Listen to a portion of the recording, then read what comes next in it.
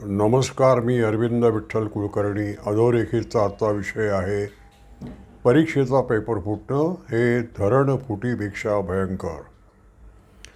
मित्र, एखादं धरण फुटतं पाण्याच्या दाबामुळं किंवा आणखीन काही कारणामुळं, सदोष बांधकामामुळं. त्या धरणाच्या कडेला लागून जी गावं असतात ती वाहून जातात आणि मग त्या भूमीचं, शेतीचं, घरांचं फार मोठी हानी होते आणि ती सगळी भरून द्यावी लागते. काही हजारो लोक या संकटात सापडतात. त्यामुळे ते मोठंच असतं. धरण फुटणं हे आपल्याला पानशेत फुटलं 1962मध्ये, त्यावेळचा अनुभव आहे. पण त्यापेक्षा भयंकर परीक्षेचा पेपर फुटणं हे आहे. एक पेपर फुटतो त्यावेळेला त्या परीक्षेसाठी ज्या हजारो विद्यार्थ्यांनी रात्रीचा दिवस करून, रात्रीचा दिवा जाळून अभ्यास केलेला असतो, त्या सगळ्यांचा विश्वासघात काही थोडे लोक ज्यांच्याकडे भरमसाठ पैसा आहे, ते पैशाच्या जोरावर तो पेपर आधी विकत घेतात आणि मग या सगळ्या अभ्यास करणाऱ्या लोकांना मागे टाकून पुढे जातात. तर तो विश्वासघात मोठा असतो. असा प्रकार महाराष्ट्रामध्ये आणि एकंदर भारतातच नीट परीक्षेचा जो गोंधळ झाला, या स्पर्धात्मक कॉम्पिटिटिव्ह एक्झामिनेशन्समध्ये सध्या इतकी जोराची शर्यत चालू आहे की मी सगळ्यात पुढे. मग त्यासाठी आणि परीक्षा पद्धतीमध्ये भ्रष्टाचार होतो, शिक्षण क्षेत्रात भ्रष्टाचार होतो, यावरून समाजामध्ये केवढ्या मोठ्या प्रमाणावर अधोगतीची बीजं पेरली गेलेली आहेत गेल्या काही वर्षात, हे आपल्याला दिसून येईल. हे सगळं टाळण्यासाठी महाराष्ट्र विधानसभेमध्ये काल शुक्रवारी एक विधेयक आणण्यात आलेलं आहे. आणि मग पेपर कोणी फोडला असेल किंवा कॉपी करताना पकडला असेल किंवा दुसऱ्याच्या कोणीतरी दुसरा माणूस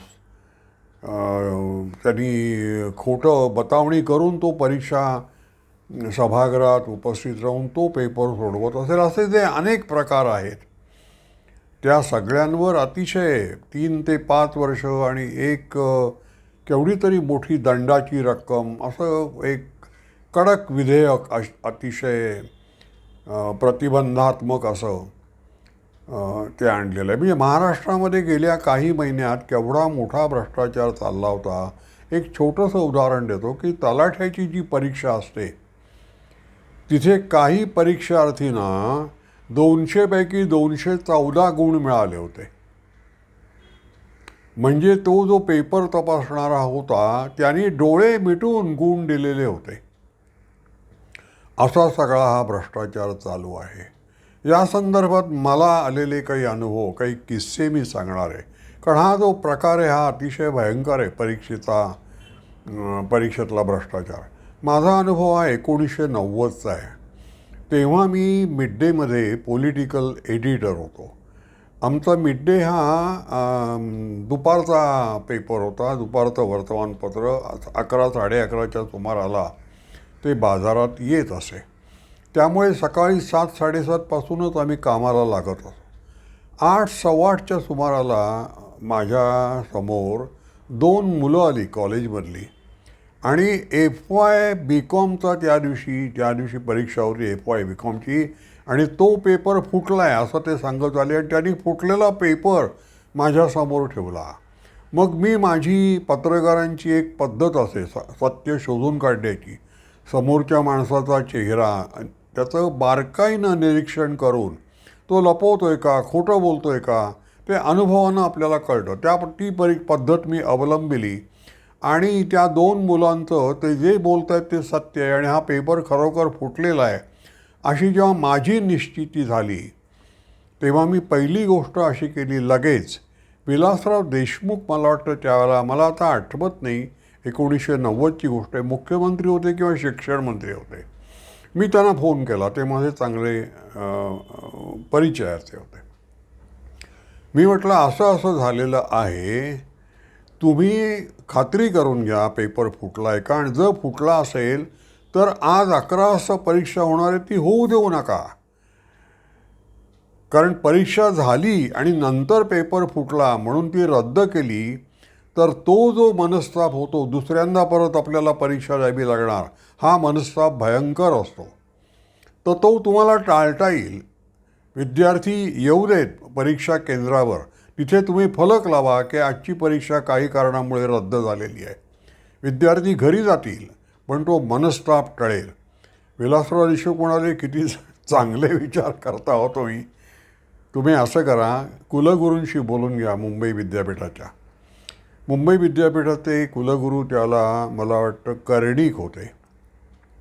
त्यांचं पहिलं नाव आत्ता माझ्या लक्षात नाही. पण मी नेहरू नगरमध्ये कुर्ल्याला राहत असताना आम्ही भाडेकरूंची संघटना काढली होती आणि त्या संघटनेचा मी कार्यवाह होतो आणि हा सुनील कर्णिक हे अध्यक्ष होते. त्यामुळे आम्ही दोघांनी बरोबर काम केलेलं आहे. वांद्र्याला महाराष्ट्र गृहनिर्माण मंडळांच्या वसाहतीत जाऊन भाडेकरूंचे प्रश्न सोडवणे. त्यामुळे कर्णिक मला चांगले माहितीचे होते. मी कर्णिकांना फोन केला. तोपर्यंत विलासराव देशमुखांनी कर्णिकांना फोन करून कुलकर्ण्यांना सगळं सहकार्य करा असं त्यांना सांगितलेलं होतं. कर्णिक असं म्हणाले की आमची स्ट्रॉंग रूम ही कालिनाला आहे, सांताक्रूजला आहे. तुम्ही तिथे तो पेपर पाठवू शकाल का? तुम्हाला जर खात्री असेल तर तिथे आपण तो टॅली करू आणि फुटला आहे का बघू. मी ताबडतोब सेल्वन फर्नांडो नावाचा माझा रिपोर्टर होता, त्याला टॅक्सीने पाठवला. माझं ऑफिस बॉम्बे सेंट्रलला. टॅक्सीने पाठवला त्याला आणि तिथे चेक केलं आणि तो पेपर खरोखर फुटला आहे. शब्दन शब्द तसाच्या तसा होता. तिथून त्यांनी मला फोन केला. आम्ही कर्णिकांना फोन केला, मुख्यमंत्र्यांना फोन केला आणि त्या दिवशी परीक्षा होऊ शकली नाही. कुलगुरूंना आणि विलासराव देशमुखांना इतका आनंद झाला की आपण फार मोठा मनस्ताप विद्यार्थ्यांचा टाळला. 11 वाजता सगळीकडे फलक लागले होते की आजची परीक्षा रद्द. विलासराव देशमुखांनी मिड डेला माझं अभिनंदनाचं पत्र पाठवलं आणि तेवढंच नव्हे, त्या दिवशी संध्याकाळी गोरेगावला आरे कॉलनीमध्ये महाराष्ट्रातल्या पत्रकारांचं संमेलन भरलं होतं. त्याला प्रमुख पाहुणे विलासराव देशमुख होते. तिथे त्यांनी पत्रकारिता कशी करावी तर अरविंद कुलकर्ण्यांसारखी करावी असं सांगितलं आणि हा सकाळचा किस्सा त्यांनी सांगितला. मला खूप बरं वाटलं की मी विद्यार्थ्यांचा मनस्ताप टाळू शकलो. मला हे असं का करावं असं वाटलं याचं कारण माझ्याकडे अनुभव होते. कसे ते सांगतो. साधा अनुभव आहे. आपलं परीक्षा केंद्र, विद्यार्थ्यांचं जग, शिक्षकांचं जग, एकंदर विद्या नगरी आपली ही किती भ्रष्ट आहे. मी तुम्हाला एक उदाहरण देतो. आमच्याकडे, मी पार्ल्यात राहत असताना आमच्याकडे सकाळी दूध घालायला एक भैया येत असे. एक 19-20 वर्षाचा मुलगा होता तो. मी त्याला रोज पाहत. एक दिवशी मला काय वाटलं कोणास ठाऊक, मी चौकशी केली तर तो 10वीच्या परीक्षेला बसत होता आणि अभ्यास त्याचा काही तो जसा जमेल तसा करत होता. तर इतक्या दिवसाचा परिचय असल्यामुळे मी त्याला म्हटलं, तू माझ्याकडे ये, मी मला जमेल तसं मी तुझी शिकवणी घेतो. आणि मग मी मिड डेमध्ये प्रचंड काम होतं मला, तरी रविवारी 3 तास, प्रत्येक रविवारी 3 तास मी त्याची शिकवणी घेत असे, मोफत, काहीही पैसे न घेता. मी मराठी, इंग्रजी आणि इतिहास हे 3 विषय त्याला शिकवत असे. त्याचा अभ्यास अतिशय कच्चा होता. शेवटी 10वीची परीक्षा त्यांनी दिली आणि मग एक दिवशी तो माझ्याकडे आला आणि मला म्हणाला की सर, मी बाकीच्या पेपरचं मॅनेज केलेलं आहे, पण इंग्रजीचा जो माझा पेपर तपासणारा परीक्षक आहे, एक्झामिनर, तो काही दाद देत नाही आहे. मी जेवढे त्याला देतो आहे त्याच्यापेक्षा त्याला जास्त हवेत.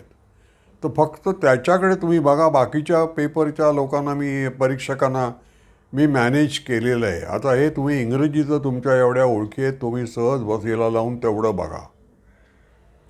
हे ऐकून मला इतका धक्का बसला की हा दूध घालणारा मुलगा, याला हे सुचलं कसं की परीक्षकाला लाच देऊन, पैसे देऊन आपल्याला हवे तसे गुण मिळवणं, हे माझ्या कल्पनेच्या पलीकडचं होतं. मी 2 कानफडात मारल्या त्याच्या. आणि असे धंदे करू नको, तू परत नापास झालास तर दुसऱ्या 10 वेळा बस, पण हे धंदे करायचं नाहीत असं मी त्याला समजावलं. आता तो भेटतो कधीतरी रस्त्यामध्ये, काहीतरी करतो. तो 10-20 मला वाटत नाही तो पास झाला, कारण त्याचा अभ्यास मुळात अतिशय कच्चा होता. आणि म्हणून त्याला कोणीतरी सुचवलं की पैसे देऊन पास होता येतं. हा मला अनुभव असल्यामुळे शिक्षण क्षेत्रामध्ये मंत्रालयामध्ये माझ्या ओळखीची एक महिला पत्रकार आहे, तिला या 10% घर हवं होतं. ते शंकरराव चव्हाणांनी सही करून तिला दिलं आणि सांगितलं, मुख्यमंत्र्यांची सही झाली म्हणजे घर मिळालं असं होत नाही. खालची जी यंत्रणा आहे ती कशा पद्धतीनं या अर्जाची वासलात लावणार आहे हे मी तुम्हाला सांगू शकत नाही. आमचा काहीही कंट्रोल त्या यंत्रणेवर नाही. अशा पद्धतीनं पैसे देऊन पैसे इतके अमाप झालेत काही लोकांकडे, ते विकतच घेत आहेत सरकार, असं मला वाटतं. आता इतके मी अनुभव तुम्हाला सांगितले. एक चांगला अनुभव सांगतो. पूर्वीच्या काळात असं नव्हतं. तुम्ही गिरगावामध्ये लॅमिंग्टन रोड पूर्वी होता ऑपेरा हाऊस आणि ग्रँड रोड स्टेशनच्या जवळपास. हे पॉप्युलर प्रकाशन आहे ना रामदास भटकळांचं, सदानंद भटकळ, ते तिथे त्या रस्त्यावर आहे. त्या रस्त्याला आता डॉक्टर भडकमकर असं नाव दिलं आहे. टिळकांच्या काळात वगैरे भडकमकरांना धन्वंतरीच म्हणायचे, इतके प्रख्यात गाजलेले असे ते डॉक्टर होते. ब्रिटिशांचं राज्य होतं. या भडकमकरांना MBBSचे पेपर तपासण्यासाठी परीक्षक म्हणून नेमलं जात असे. या भडकमकरांचा मुलगा एके वर्षी MBBSच्या परीक्षेला बसला होता आणि म्हणून त्यांनी ब्रिटिशांना असं कळवलं सरकारला की यावर्षी माझाच मुलगा परीक्षेला बसतोय, त्यामुळे मी परीक्षक होणार नाही, तुम्ही दुसऱ्या कोणाला तरी मला तुम्ही रिलीव्ह करा. पण इंग्रजांचा त्यांच्यावर इतका विश्वास होता, ते म्हणाले तुमचा मुलगा बसला तरी परीक्षक तुम्हीच व्हा, आम्ही दुसरा नेमणार नाही, कारण आमचा तुमच्यावर पूर्ण विश्वास आहे. प्रत्यक्षात काय झालं, हा जो भडकमकरांचा मुलगा होता तो पहिला आला. अभ्यास गुणवत्तेच्या जोरावर पहिला आला. पण बाप परीक्षक असल्यामुळे मुलाला पहिला नंबर दिला असं कोणी म्हणू नये, म्हणून थोरल्या भडकमकरांनी त्याला मुद्दाम दुसरा क्रमांक दिला. आता ही गोष्ट बऱ्याच वर्षांनी या TV वर एकदा मुलाखत त्या दुसऱ्या भडकमकरांची चालली होती, तर त्या प्रश्नकर्त्यांनी त्यांना असं विचारलं की तुम्हाला वडिलांचा राग आला नाही का की तुमचा पहिला क्रमांक आला होता तरी दुसरा दिला केवळ स्वतःच्या प्रतिष्ठेसाठी. तो मुलगा म्हणाला, अजिबात मला राग आला नाही, मला अभिमान वाटला की असे वडील आपल्याला लाभले आणि यांच्या पोटी आपण जन्म घेतला. अशी जुनी परंपरा होती की स्वतःचा मुलगा असला तरी सुद्धा त्याला एक एवढी देखील दया दाखवायची नाही, खोटी. आता मित्र हो, काळ बदलतोय. अमृतकाल असं म्हणतात आणि अच्छे दिन येतात म्हणतात. तो कसा बदलतोय ते तुम्हाला सांगतो. हा जो महाराष्ट्र विधानसभेत जे विधेयक आलं आहे त्याची खरोखर काटेकोरपणे कठोरपणे कार्यवाही झाली पाहिजे. परीक्षा पद्धतीचा आणि आपल्या जीवनाचा काही संबंध आहे पहा.